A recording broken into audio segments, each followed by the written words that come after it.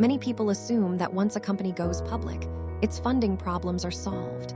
In reality, listing on an exchange is not the end of financing. It is the beginning of capital management.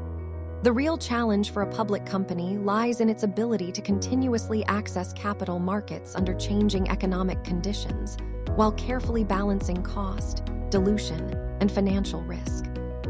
The most visible channel is equity financing. Common methods include private placements, public offerings, and rights issues. The logic is straightforward.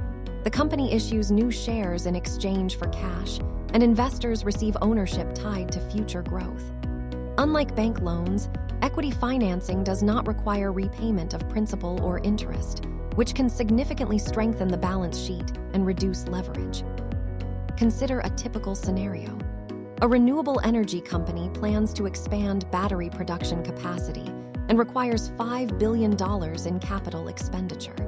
By issuing 250 million new shares at $20 per share through a private placement, it can raise the full amount. The capital can fund new factories or international expansion. However, the trade-off is clear.